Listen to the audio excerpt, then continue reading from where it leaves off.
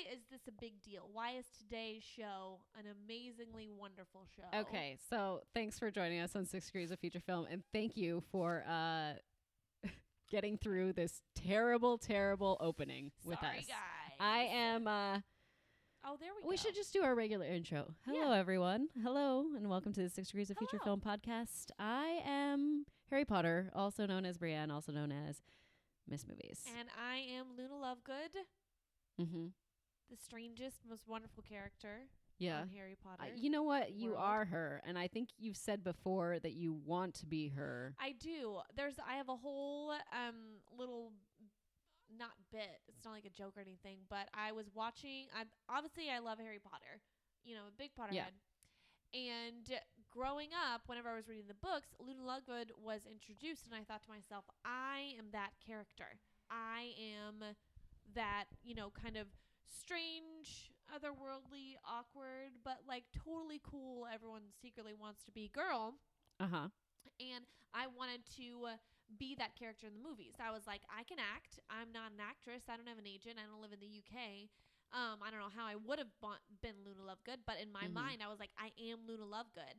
And so I was watching E! News one day, and the little beep, beep, beep, beep, beep, beep, beep, beep, beep thing stream went by, and they were like, is that how it goes now? Such and such actress has been cast as Luna Lovegood. And I was like, that's my role. That's my no. What are they doing? And I was just completely distraught because I was like, it should have been me. Yes. It should have been me. And it wasn't. It wasn't, Brienne. But I'm it's sorry. fine. I'm not bitter. I'm sorry. It's okay. The actress did a great job. Good for her. JK loves her, and I'm over it, honestly. It's not even a big deal anymore. But for me at the time, it was a giant failure on my part that I didn't get that part.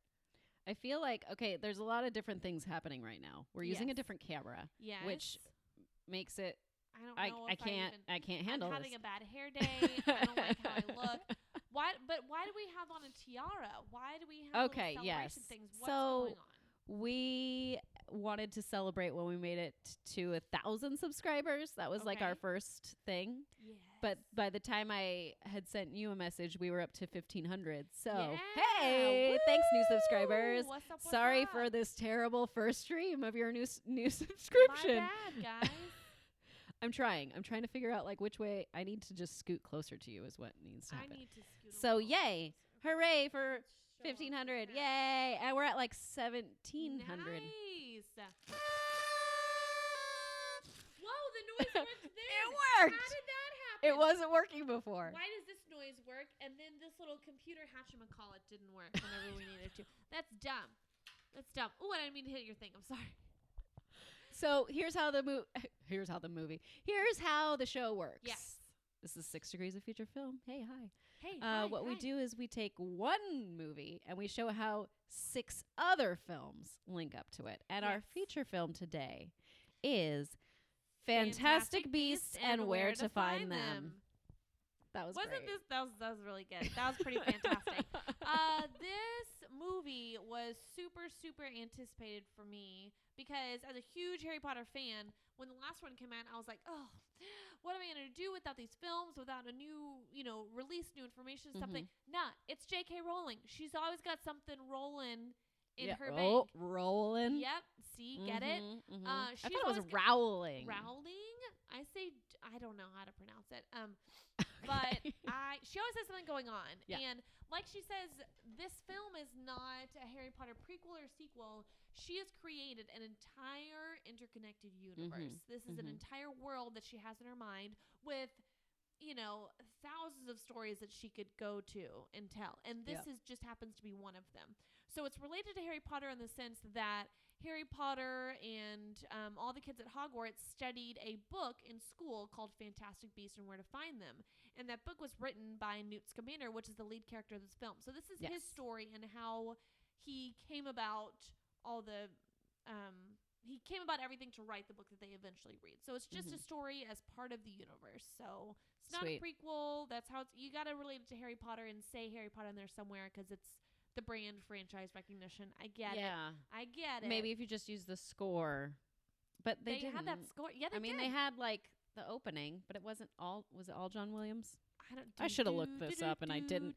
This is called laziness. The second I heard that in the theater, I was like, I just started crying immediately because I was like, the magic is back. I'm back in the seats. I have another Harry Potter world, Wizarding World thing in front of me, and it was amazing. And I was very, very from the get go, it got me. I was like, yes. I want to say hey to Adam Green. That's a new name that I haven't seen in the chat before. Sorry, so what up, Adam? Thanks for joining us. I also want to let everyone know that I have named my zit Voldemort because it is giant, and it's basically it's basically from the Sorcerer's Stone, you know, just on the front of my face instead of on the back. Is it gonna start talking? I hope not, but maybe. I think it will. Who knows? I don't know. Thank you, Randall Sands, who says that John Williams didn't do the score. Oh, but very little of his was used for the main theme. Oh, so there you go. Randall Sands asked us, would you have preferred it was a book before it was the movie, or are you fine with her just penning the screenplay? I like that it was just the movie because the thing with, and I love all the books, I love all the movies, obviously, but in the movies, I knew what was going to happen. This, I had no idea because it wasn't a book first. That's kind of nice because then you don't have to like say, oh, this was better, or this is worse, or I know what's going to happen. Like, I didn't know what the story was going to be. I didn't know the plots. Then you're not a book snob. Then you can't be like, the book was better. Sorry, guys. They missed this. They didn't do that. They changed I kind of like it. Not that they left out the chess scene in Sorcerer's Stone. What? Everyone needs to shut up about that. It's fine. The chess scene is in there, actually, in the second one, I think. What was your favorite part of Fantastic Beasts? When they went into his trunk and saw the magical creatures, I thought that was great. That was kind of interesting, but I kind of was like, is this a portal? Like, how is this exactly working? It's got to be a portal. Yeah, I wasn't sure because at first I just thought it was kind of like Hermione's ever-expanding bag that she has, you know, where you can like basically pull out anything and it all fits. Okay. So I just thought maybe it was a room he had to keep all his little creatures in. So I was like, okay, you can go down there. It's magic. It extends. Okay. But then, like you said, it's like a whole land. And there's like roaming planes and everything. And I'm like, well, why does he even need anywhere to keep the dragon? Or not the dragon. Why does he even need anywhere to keep his stuff? Like, why can't he just keep it all in there? They seem fine in there. They're all content. They're cozy. They're content and cozy. They have their own little thing. I mean, you've got the little platypus-looking guy that likes to steal silver and metal. But, I mean, other than that, they seem okay. You've got room. Like, why does he need to travel to Arizona and stuff? I don't get it. I don't know. I mean, I'm all about it, but I don't get it. You know, okay, so I really liked the Nomad guy. He was my favorite. He kind of looks like if you are a Game Over Greggy kind of funny fan, he kind of looks like Kevin. You met Kevin. Remember we podcasted with Tim. Oh, I'm married to Kevin. Yes. That guy kind of looks like Kevin, only older and larger. Okay. So there you go. All right. I like that. I like my men a little larger.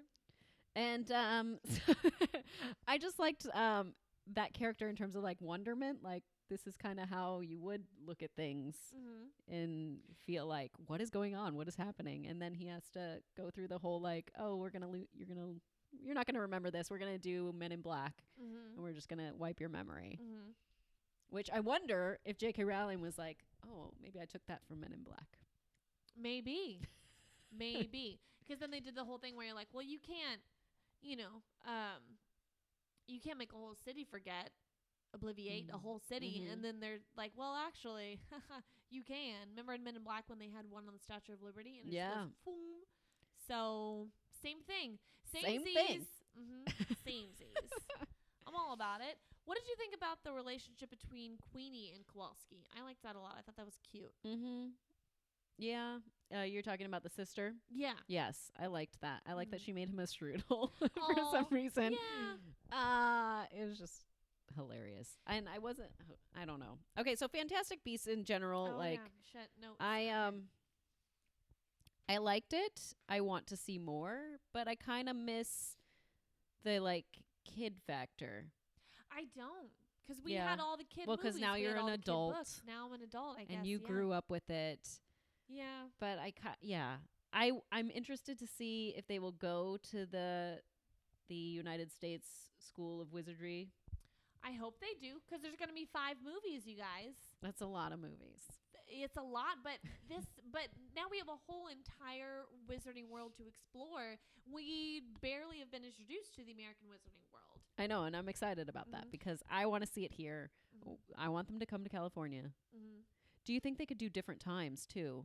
Or does Newt only like travel in one time? He's not a time traveler as well. Just he's not a time in traveler. the moment. I don't think that there is.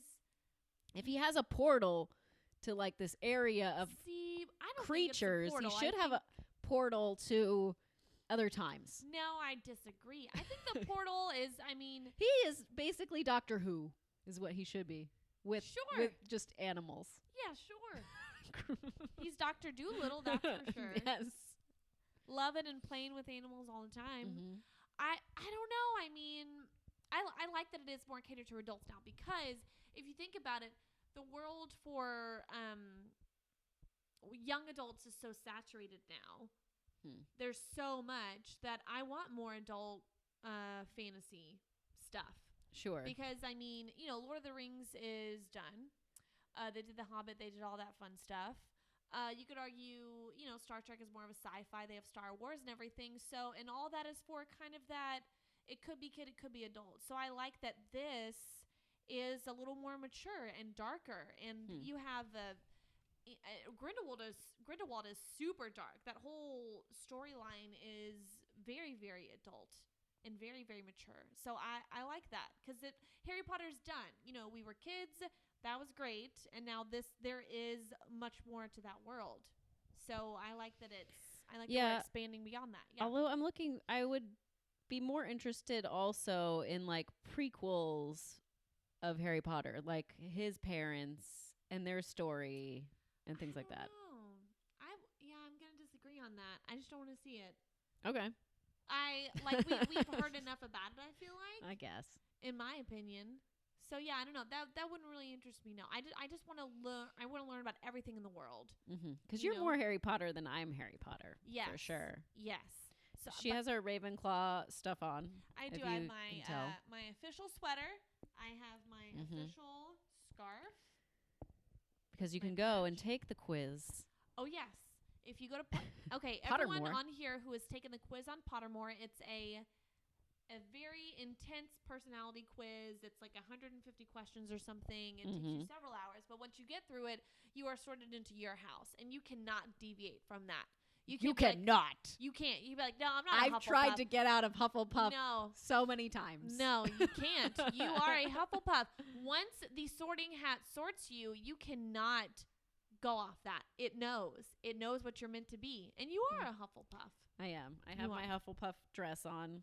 You can kind of see the crest. She sure does. I have a cloak. It's not Harry Potter, though. What do you mean? It's like a League of Legends cloak.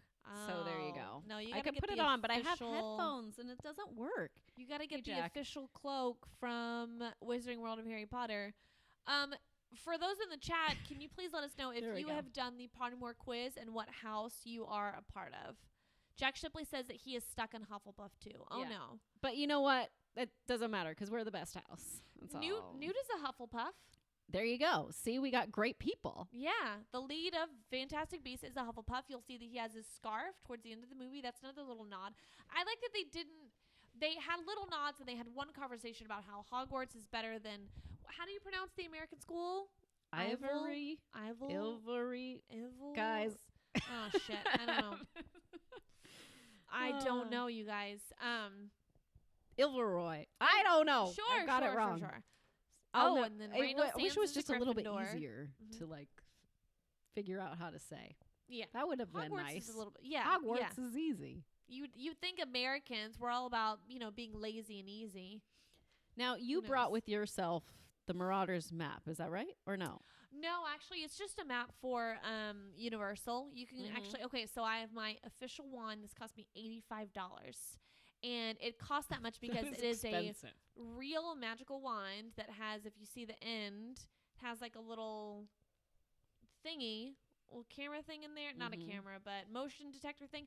So if you go around the park and say a spell, like Wingardium Leviosa, and then you point at a certain thing, that thing has like voice command in it, and it'll recognize it, and it'll lift up, or curtains will, magically part, and there's all kinds of stuff that happens. So this is a real magical wand that does real magic around the park. Wow. And it is super cool and official and expensive, and I spent a lot of money on this. So, and it comes with a map for the park, but not a Marauders map, because Newt is on the Marauders map. He is. You can see his name.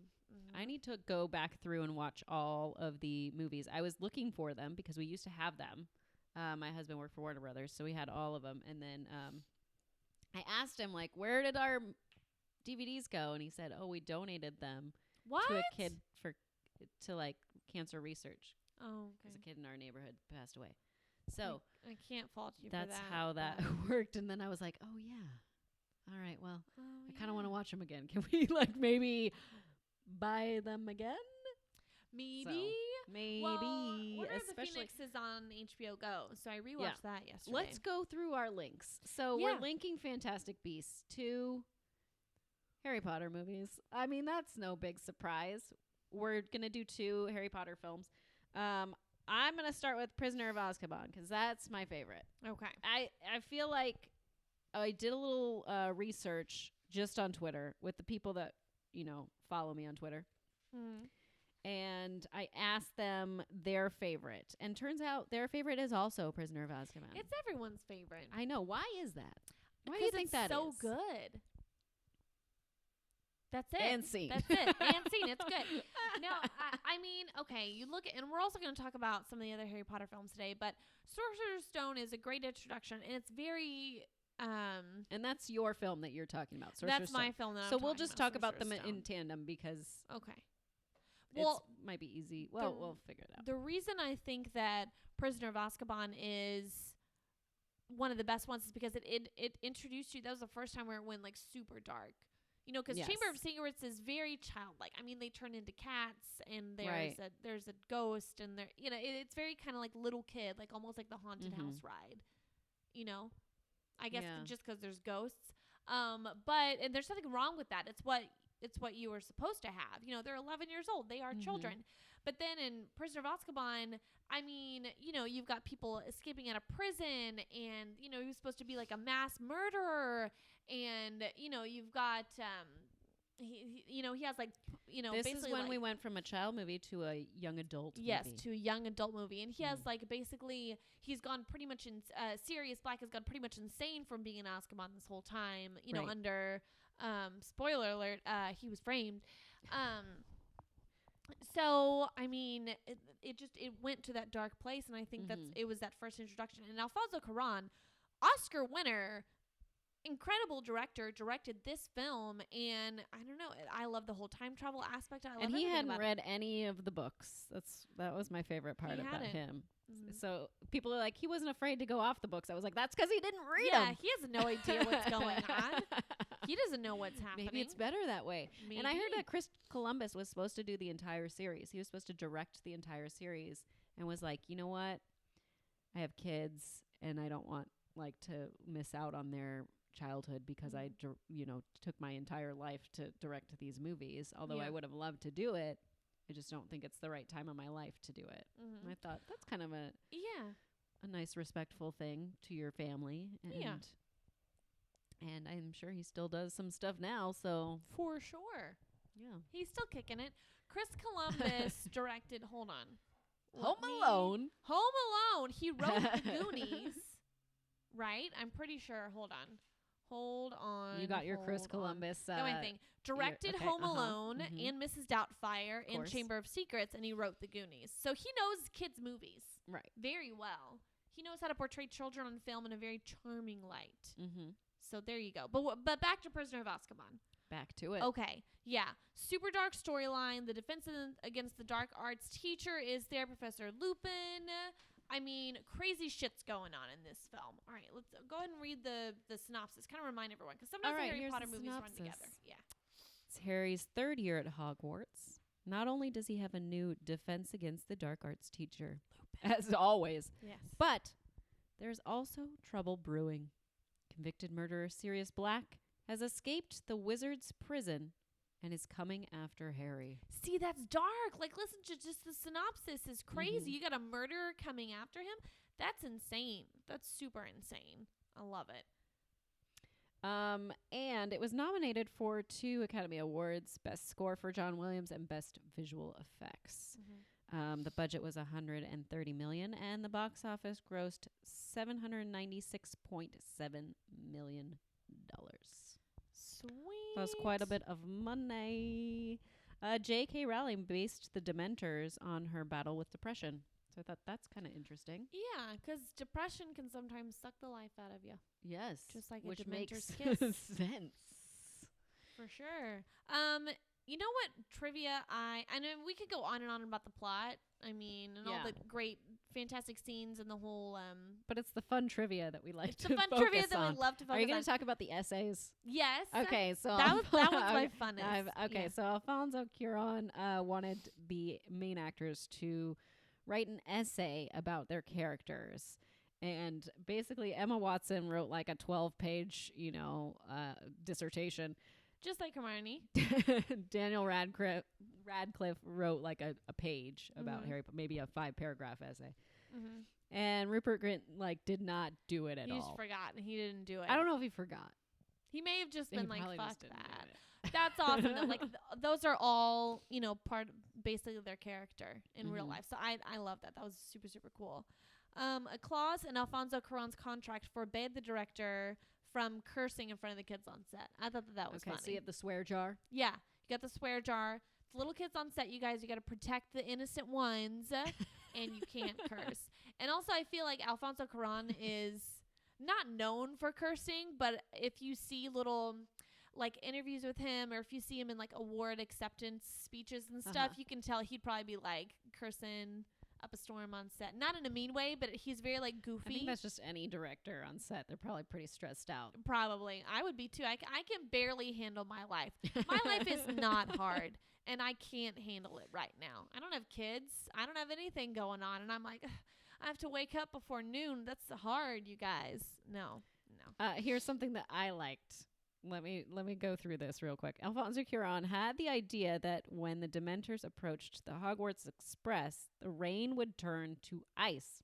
However, due to his thick Mexican accent and visual effects team misheard ice as eyes, they went as far as to draft the storyboard, which depicted eyes falling from the sky, which they presented, and luckily they corrected that mistake. That would have been great. Just a bunch of eyeballs falling in the sky. That would have been amazing. I mean, it kind of makes sense. It does make sense. We're in a wizarding world. Yeah, just a bunch of eyes falling. That reminds me of the movie that we just saw together, Miss Peregrine's Home for Peculiar Children. They ate a bunch of eyes in that movie. That was great. That movie was fun. No one's talking about that, and I thought that was super clever. Because it was just okay. It was I liked it. I thought it was very different than what I was expecting. Anyway, another one that I really like, and this I love when you find out that all these actors they're just human. They play pranks on each other and they get embarrassed and all kinds of fun stuff. So during the filming of one of the sleeping bag scenes, director Alfonso Cuarón, Michael Gambon, who of course plays Dumbledore, and Alan Rickman, Snape, played a practical joke on Daniel Radcliffe. He had requested that his sleeping bag be next to a girl that he had liked at the time. So they hid a remote control whoopee cushion in his sleeping bag and basically made it sound like he was tooting the whole time to embarrass him in front of his crush. Interesting. And all the kids were laughing, and he was just trying to stay in character and be super serious and impress this girl. But they were not having it. They were like, no, we're going to embarrass you this whole time. Isn't that great? I like that. Let's close it up on Prisoner of Azkaban, okay, which is great. Right, let's open it up for Sorcerer's Stone, all right, which you're going to be doing, which actually I just watched the other day. My daughter Waverly wanted to watch it, and I was like, okay, let's do it. And she liked it. And That's she cute. was trying to tell me that she wasn't scared, but she totally was scared. The biggest takeaway for her was the wand getting stuck up the troll's nose. Oh, that was her favorite part. Yeah, that one was as kids. Again, would like. yeah, it's a little kids movie. There's all kinds of little little tidbits in there to make him laugh. Okay, so Sorcerer's Stone. Rescued from the outrageous neglect of his aunt and uncle, a young boy with a great destiny proves his worth while attending Hogwarts School of Witchcraft and Wizardry. This came out in 2001, when I was 11 years old. So I was just the perfect age for Harry Potter. This is why Harry Potter is such a big deal to me and so much a part of my life, because it followed my childhood. It started when I was at pretty much that exact age and went through until I was graduating college, and they were, moving on and growing up. And so my life followed the movies, basically. So it's very much ingrained in my childhood and very, very much a part of me. It was directed by Chris Columbus, which we talked about earlier. It was nominated for Best Set Direction, Costume Design, and Score. Isn't the score the best, though? Like, you can't think of Harry Potter and not think, John Williams is just the best. I mean, I'm going to be super sad when he passes, because he's like 90. Stop talking about it. All of our childhood dreams and movies and memories are world within his scores, I feel like. Yeah, that's about right. I need to cough. It's okay. I've been yawning this entire time. I'm a little sick. You know what sucks when you're sick? Okay, so I was like coughing, and sometimes you cough up stuff. What I coughed up was dry, and I was like, what is happening? Ew! It was gross. I don't want to think about that. Sorry, tangent of grossness. I don't want to think about that. It's all right. It's okay. Did you know that Alan Rickman, so he was handpicked to play Snape by J.K. Rowling with the homies. Just kidding. And she gave him an entire Clueless. There we go. She gave him an entire backstory to Snape, and obviously it's revealed later in the books and in the films that he has quite the history with Harry Potter's dad and with his mom as well.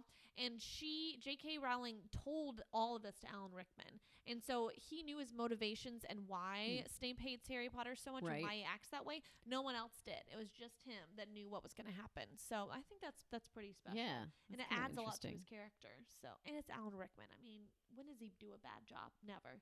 Even in Robin Hood, Prince of Thieves, he is great. For sure. And of course, Die Hard, as we all know. Yes, of course, Die Hard. Because we are entering the month of December. And therefore, we must mention Die Hard on every podcast that we do from here on out. Because Die Hard is a Christmas movie? Sure. Yeah. Sure. We'll go with it. Sure. We're gonna go it's playing at the New Beverly on Christmas Eve, and I would love to go to that. Let's do that. If there is an Alamo Draft House near where you live, you should look up the schedule, because they are showing Die Hard in various locations. So you're welcome. Okay. All right. Good to know. Okay. The Hogwarts motto, Draco Dormiens Naquam Tituludondus, means never tickle a sleeping dragon. Just wanted everyone to know that. I don't know how they translated that, or I didn't know that there was a Latin word for tickle, but apparently there is, and it is Titilandus. So in the movie, Harry finds this mirror that shows him like what he wants to see. Right. And that's what would it show you, Stacey? Oh shit, I don't know. Happiness, not being dead inside. No, I'm just kidding. It would show a life full of laughter and friends and love. That's the most important. Like, no matter what you have material possession wise, none of it is worth it if you don't have people to share it with. So yeah, I like it. Yeah, there Very you go. Good. There you go. What would it show for you? Similar, probably, friends and people that I've met like through podcasting and stuff, because I like podcasting, as people know. My stomach is growling. I apologize. It would not show my stomach growling. So there you go. You didn't need to point that out. It's okay. Or it would just show me in, like Scrooge McDucking in some sort of coins. Just like just completely rich. DuckTales. Woo, do do do do do do do, sliding down the little gold. That would be so painful. Gold piles. But like, we'll pretend that it actually could really work and not be. You know, a gold coin got stuck in his butt, his little duck booty. It was just like, whoa, that's cold. That is cold and round and up there. It is up there. So anyways, but on the inscription of the mirror, it says some stuff. But if you read it backwards, it says, I show not your face, but your heart's desire. Nice. So you could get even more crazy with that. You could. There's a lot of things I want in life. Some unrequited loves. Sure, yeah. Maybe. Unrequited love is the worst, I guess. I don't know. I haven't experienced it yet, but there's songs about it, so. You know what's an unrequited love for me? The classic NES Mini, because there's no way I'm getting one. There's no way that I will get my hands on one. I feel like it was a sick joke by Nintendo. How dare you, sir? How dare you? Grr. But if you have one and you want to send me one, you can send one to P.O. Box. No, I'm just kidding. I don't have a P.O. Box. We should get a P.O. Box for our podcast because then people could send us things like treats and cupcakes and whatever Nintendo thing you talked about. You're thinking of all like happy things, and I'm thinking of like terrible things. What terrible things are you thinking? I don't even know if I should mention them, but like things that like men might send women just because. Oh, like they'll send their dick in a mail? Well, maybe not that. Can you send that in the mail? I mean, if it's like a John Bobbitt thing where they're like chopping it off, that's a 90s reference right there. Hey, kids, we are older than you. All right. Oh, moving on. No, wait, hold on. I need to think of one thing. Okay, so in the movie, Nicholas Flamel is mentioned as the creator of the Sorcerer's Stone / Philosopher's Stone. Now, that's not something that J.K. Rowling made up. That's a real, that's a real myth in real life, is that Nicholas Flamel was the creator of the Philosopher's or Sorcerer's Stone, whatever you want to call it. And it's been featured as a plot device in a lot of different stuff. So in Batman, Indiana Jones, the Da Vinci Code. There was that terrible horror movie, As Above, So Below. Same thing. So he was an alchemist, I guess, back in like the 13 or 1400s. And his death was a mystery. And people thought he was still alive, thought he was alive for like hundreds of years. So that's like a real life thing that she brought into Harry Potter's world. So I thought that was interesting. Huh. Yeah. What other interesting the one thing that did scare my kids was the dog, the 3-headed dog. Oh, yeah. That was the scariest part for them, I think. That's right. I forget about that one. Also, during filming, Daniel Radcliffe changed the screen of Robbie Caltron, who plays Hagrid, his mobile phone to Turkish. So Caltron had to phone Coltrane. Why did I just say a weird pronunciation? Because I like to test you guys. Coltrane had to phone his hairdresser's Turkish father in order to find out which one said change language so he could change it back. Okay, now riddle me this. Where Hagrid's wand, tell me about that. What do you mean? Well, they broke it whenever he was expelled from Hogwarts and he had to put it back together. So it doesn't exactly work well. So he put it in his umbrella? Yeah. Someone said it was his umbrella. I was like, no, I think it's hidden in there because he's not allowed to use it. Right. He's not supposed to use it. Well, but it doesn't work that well because it's broken. So he can't do a ton of magic, which I don't know why he wouldn't just get another wand. I don't think that's how it works, right? But surely, okay, we need to discuss the whole wand thing. Surely people have broken their wands before.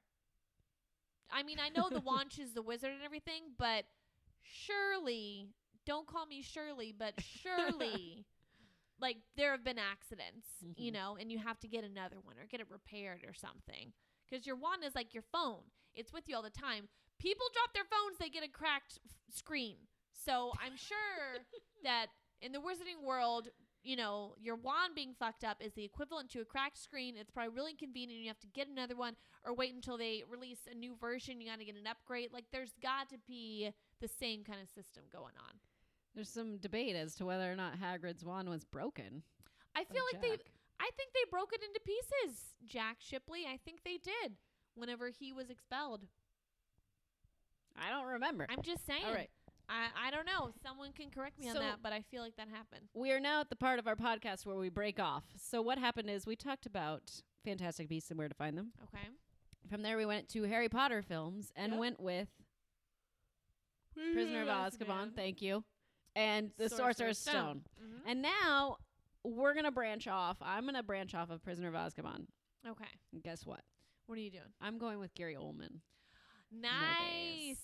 There's so many to pick from. You know what? I should have probably picked Bram Stoker's Dracula, but I didn't. Have you seen Bram Stoker's Dracula? Yes. With Keanu Reeves? Yes. Yes. It's amazing. I probably should have done that.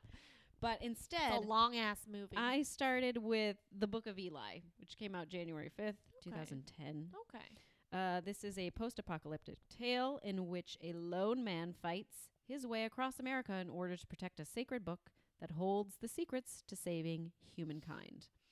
Directed by Albert Hughes and Alan Hughes, who also did From Hell as well as Dead Presidents. And written by Gary Whitta. Hey, Gary Whitta! Hey, I love Gary Whitta. Gary. He writes some Star Wars stuff. He has a great list of like the best Columbo episodes nice. somewhere on the Okay. internet. Okay. But he's a writer. He's amazing. Denzel Washington is in this. Gary Oldman, Mila Kunis, Jennifer Beals, which I didn't realize until like just now. It was made for $80 million and made $157 million at the box office, just shy of doubling that budget. So that's unfortunate. Oh well. Wait, That's Jennifer life. Beals from Flashdance. Flashdance? Yes. Okay. Oh yeah, Yeah. she plays Mila Kunis' mom, the one that's blind. Mm-hmm. Right? She's blind, right? Mm. It's been a while since I saw. Well, Book of someone's Eli. blind. But Spoiler alert. What bothered me about this movie, as well as what bothered me about what was You're that very movie? Far away from you. What bothered me about this movie is like Mila Kunis's makeup was like so on point the whole time. It's like Yeah. you're in the apocalypse. Yeah, you don't have eyeliner feel or like contouring. That happened in some Bruce Willis movie, I think Tears of the Sun or something. I can't remember the name of it, but that was another one where I was like, wait a minute. Well, it happened in Jupiter Ascending too. She woke up at 4 a.m. and looked beautiful. Like she had her makeup on when she was sleeping. Which, don't get me wrong, I sleep in my makeup all the time. I don't give a shit. I'm Out like of laziness. it's super laziness. I get it. But it's all smeared and gross. And you have to take it off and do it again anyway. So yeah, that's a bunch of bullshit right there. But I don't know. So Gary Oldman plays like the bad guy in this, and he's actually he's the bad guy in both of the films that I selected. So really. Mhm. Are you talking Die Hard 3? No, I'm not. Okay. Alright. Okay. And he was cast at the suggestion of Denzel Washington, so I found that kind of interesting. I like that Denzel's like, listen, I know someone that would be perfect for this. Gary Oldman. Nice. Gary Oldman is the man. Gare Bear Oldman is probably one of the greatest British actors working today. He can do anything, portray anything. Come on, he was in The Fifth Element. Okay, is that the other movie you're talking about? No, it's not. Dang It's it! not. He was a great bad guy. You're in not Fifth gonna guess Element. it. Okay. But anyways, this screenplay was on the blacklist, and it was like one of the favorites for 2007. So then it finally got made. So what do you know? Nice. What do you know? Maybe Gary Whitta did a little hustle to get it so it was no longer on the blacklist and now on the We Made This list. Maybe. I don't know if they have a We Made This list, but it's basically IMDb. Kristen Stewart. She was going to be Mila Kunis's part, but because of Really? Twilight conflicts, couldn't do it. I could actually see her being in this and being okay. Yeah, I could see her more so than than Mila Kunis. I'm just not the biggest Mila Kunis fan. I've also heard Stories of Mila Kunis of not being her, nice. Yeah, her being a big bitch. So, and I don't care. I've never met her, but my friends met her and said she was like super rude to them, like for no That's reason. interesting because I heard a different story about her of when she was rude. Yeah, no, we both have. From that's right. someone else on the podcast, which another guest we won't mention. I don't even remember who it was, but I remember the story. Apparently, she did the whole "Don't you know who I am" thing to the Secret Service at some Okay. event, and I'm like, Allegedly. allegedly. We don't really know. I said apparently. Okay. You know, I guess the same thing. And also my friend, and this is not alleged because I heard it, straight from my friends, that they met her at a Dodgers game the other day. She was with Ashton. He was really nice, and she was being a bitch. So, I don't know. Maybe it's a bad day. Sometimes you never know. Different sources, completely different times, years apart, same result. It's probably true. Probably. I don't know. Allegedly. I don't know. Come on our podcast, Mila Kunis. Yes, I'm just Mila, joking. we'd love to meet you. Anyways, Let's talk about the Black next one. Swan. The next Gary Oldman movie that I selected, which we've talked about once on this show, but we both have not seen it, and that is True Romance. I have now seen it. This is written by Quentin Tarantino, directed by Tony Scott, and featuring a large yawn. But it is... I really liked it. I was surprised. Maybe not surprised, because I like Quentin Tarantino a lot.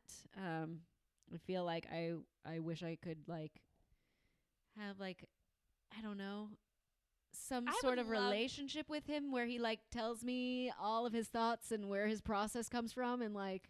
I feel like you might go mad after that, though, because he's a little bit mad.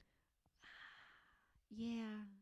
But anyways, it was directed by Tony Scott, came out September 10th, 1993, starring Christian Slater, Patricia Arquette, who is incredibly beautiful in this movie. In Detroit, loner Clarence marries a call girl named Alabama, steals cocaine from her pimp, who is Gary Oldman. Oh. Tries to sell it in Hollywood. Meanwhile, the owners of the cocaine, the mob, track them down to reclaim it. So, yeah, Gary Oldman plays, like, basically someone was like, oh, you want to be in this film? He's like, well, what's the character? It was like, you're basically a white guy, but you think you're a black guy, and you're a pimp. And he was like, all right, I'll do it. That was the pitch to Gary Oldman. Dennis Hopper's also in this, so you'd like it. Val Kilmer. I love Dennis Hopper. Brad Pitt has a small role, and Christopher Walken. It was made for $13 million, but it only made $12.3 million at the box office. That sucks. Yeah, I don't hear. And Brad Pitt's character is like this stoner, and he, like, came up with the idea that he should be a stoner, and I think that's hilarious because I'm sure Brad Pitt is totally a stoner in real life. I don't know that. I don't know. Whole alleged rumors is that he's I've always like felt high that, though. the whole time. You know what? The way he talks sometimes, he probably is a little bit high. And I don't mind it. Not at all.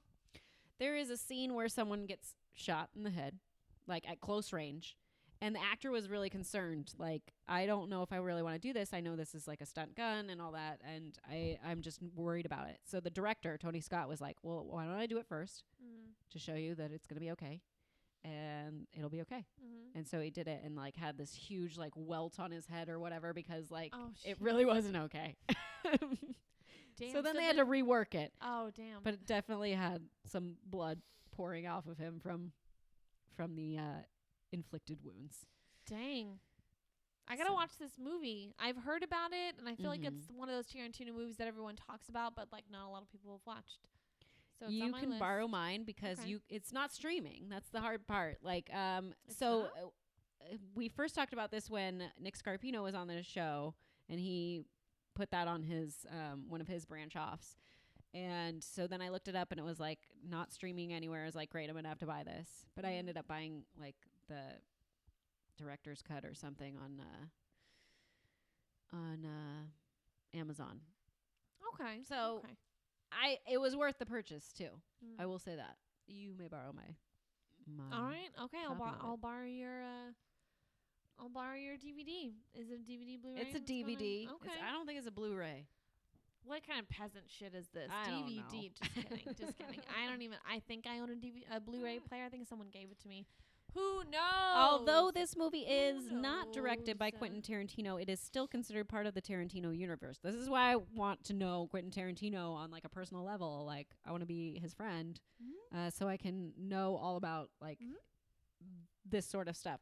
The two key pieces of evidence is Lee Donowitz being the son of Sergeant Donnie Donowitz from Inglourious Bastards. This being confirmed from Tarantino himself. The second piece of evidence is the fact that Mr. White from Reservoir Dogs mentioned working with a girl named Alabama. Oh, so there you go. I love the Quentin Tarantino, like, universe and how it all goes together. And I don't think does he reveal how it all goes together, or does he just let fans figure it out and then confirm? He doesn't have, like, a guide or, like, I bet he does. There's no way he doesn't. One day, but we'll like get the guide. that we could buy, you know. I'm sure he'll release that at some point. I don't know when he's like really needing cash. Probs. If he's in severe credit card debt, he'll be like those celebrities that are like sponsored. Like Nelly Furtado is a sponsor for Tide. You know she's in severe credit card debt if she needs to do stuff like that. Miss Piggy is now for Kate Spade. I can't even talk about celebrity endorsements right now. Other ladies that were considered for the main role but were rejected were Bridget Fonda, Diane Lane, Kira Sedgwick, and Julia Roberts. All of which I feel like would have worked really well as well. So there you go. And yeah, that's it. All right. So for me, off of so we went from sorry. Let's start from the top. We went from Fantastic Beasts and Where to Find Them. Then we went to Sorcerer's Stone as well as Prisoner of Azkaban. Off of Prisoner of Azkaban, I did Gary Oldman movies with The Book of Eli and True Romance. And now Stacey is going to go off of Sorcerer's Stone with a link. My link is surprise, surprise, more Harry Potter films. There's so many to talk about, you guys. First and foremost, I needed to do Order of the Phoenix because it's streaming on HBO Go right now, and I like to talk about movies that are easily available for our viewers so that they can rewatch them too. So go to HBO Go right now, steal someone's account, or pay for your own or whatever. Allegedly borrow. So you can watch that Westworld. That's right. Got to get that Westworld life in. What is happening on Westworld? I don't know. I'm not watching it. Don't worry about it. I don't have that HBO Go life. I don't even know what's going on. A bunch of robots. Who cares? Just kidding. I'm like really into Westworld right now. Okay, Order of the Phoenix came out in 2007.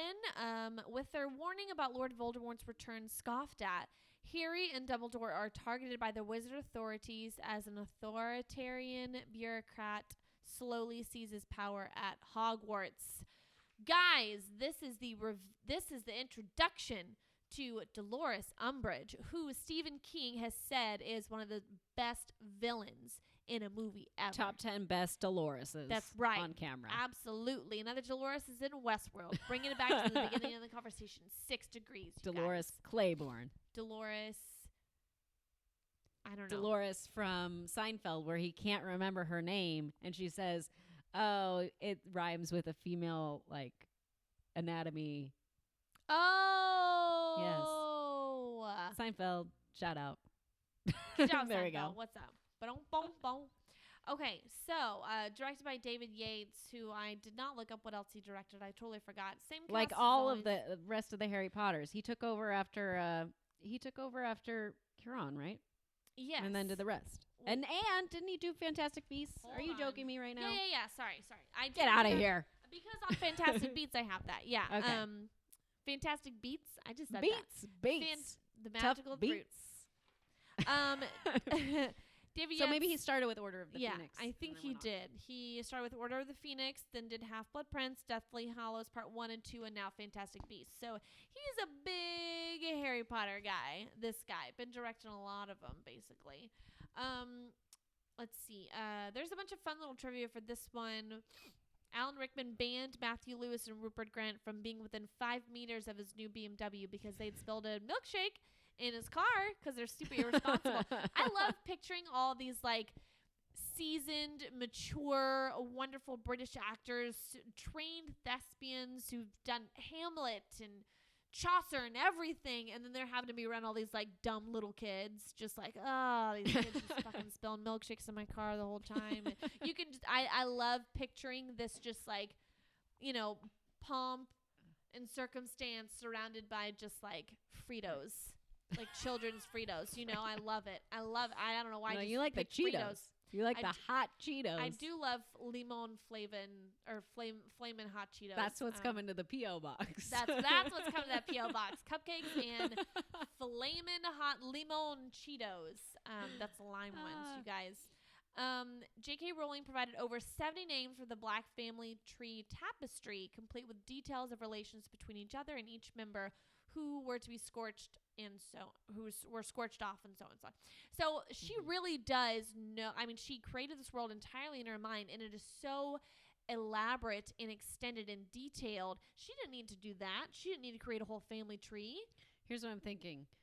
I want to see a J.K. Rowling, Quentin Tarantino movie. Oh my God. What does that look I like? have no idea what that would look like. I literally have no idea. It would be incredibly well written. Can you imagine the dialogue scenes? Like Tarantino's dialogue with a bunch of kids. That would be really, really crazy. We need to get this made right How now. did this get made is going to be on top of it. Run me down. Yeah, so they didn't really need to do that. And there's a bunch of characters that are related to Sirius that we didn't know. So Tonks is related to him. Her mother, well, she's his cousin because her mother was his mother's sister.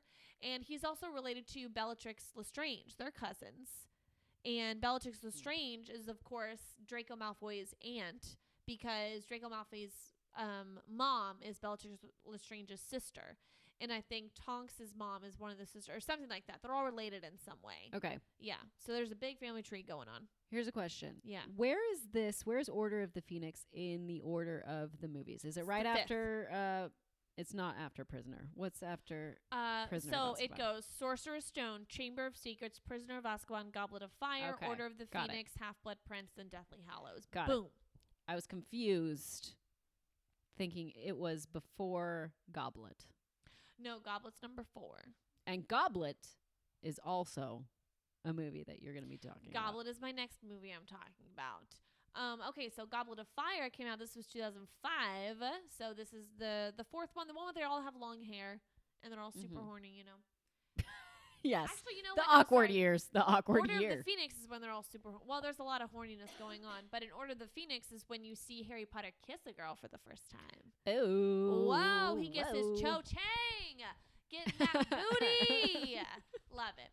Okay, so Goblet of Fire came out in 2005. Harry finds himself mysteriously selected as an underage competitor in a dangerous tournament between 3 schools of magic.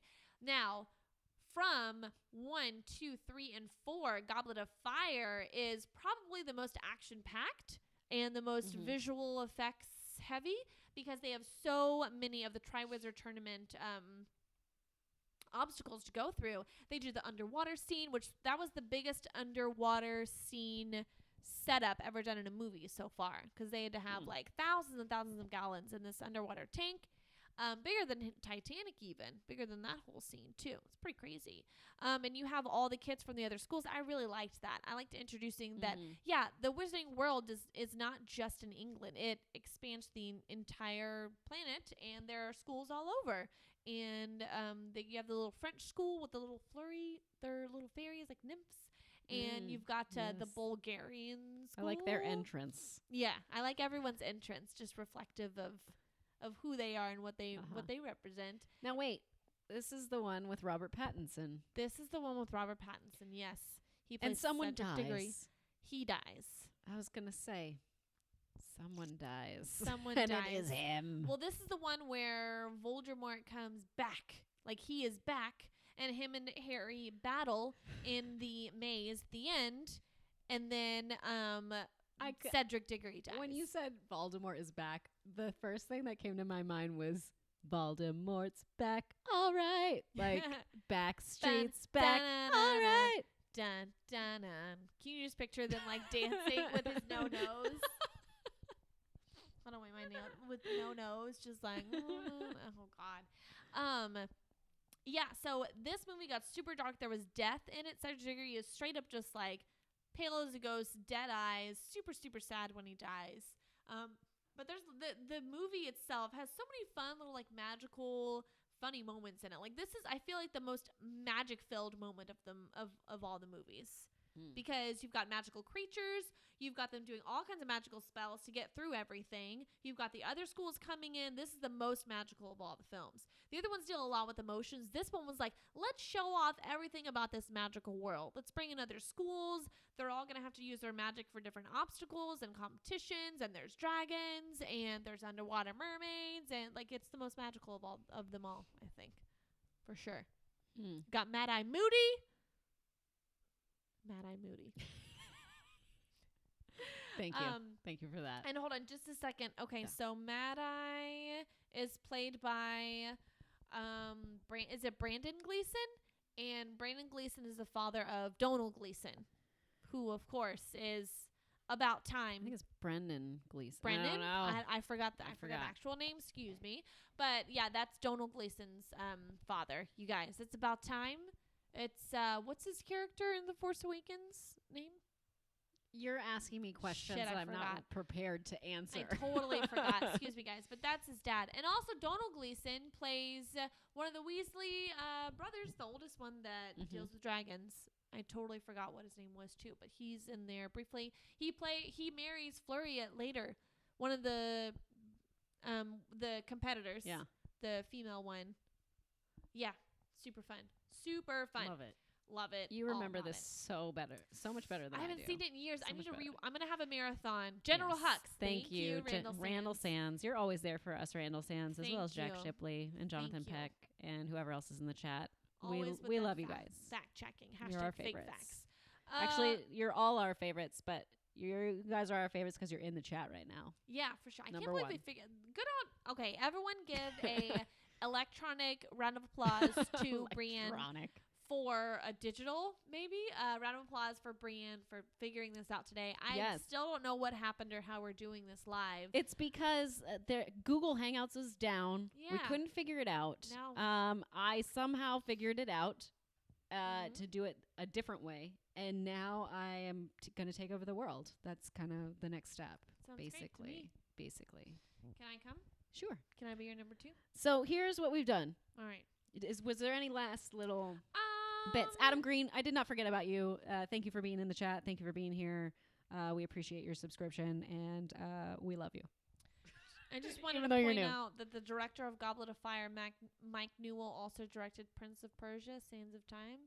Just wanted everyone to know that. The one with Jake Gyllenhaal, where it's literally him and oh god, what's her Gemma Arterton, whatever. What's her face? Gemma, excuse me. Who's super pale and yet is supposed to be playing a Persian woman, and they just put a bunch of bronzer on her. I just want to point that out. Also, Jake Gyllenhaal's not a Persian prince; he's white. Just wanted to say that. Okay. But thank you. anyway, okay. Yeah. So we went from Yes. Fantastic Beasts and Where to Find Them. Then we went to Harry Potter movies with Prisoner of Azkaban. Uh-huh. Sorcerer's Stone. Yes. Off of Prisoner of Azkaban, I went to Gary Oldman Yes. movies with The Book of Eli as well as True Romance.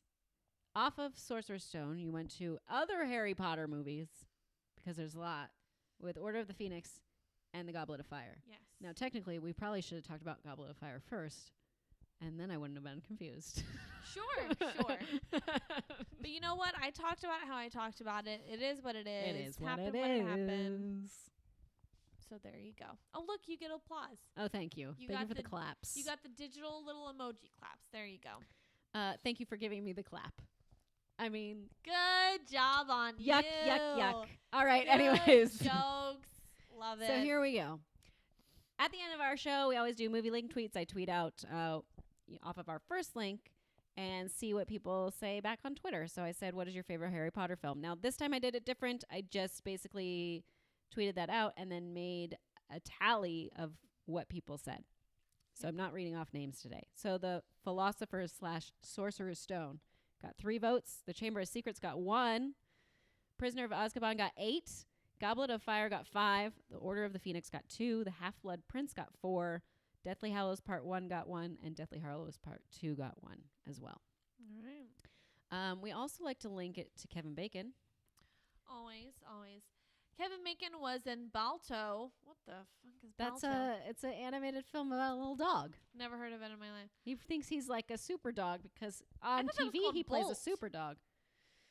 Oh, this is the other dog movie. This one sucks. Oh, I don't know. okay. Kevin Bacon was in Balto with Ron Right. Perlman, who was in Fantastic Beasts. He played the goblin that they go to see in the Speakeasy Mhm. about magical creatures. Oh, yes, Okay. yes. And now it is time for our favorite segment. And for those of you who are new, Adam, this is basically a segment that we do called Better with Rocky. Would Fantastic Beasts and Where to Find Them be better with Sylvester Stallone as Rocky, as Newt Scamander? How the hell do you say that? Scamander. And performed by Stacey Howard right now for your entertainment. This came up because on our fifth episode, oh wow,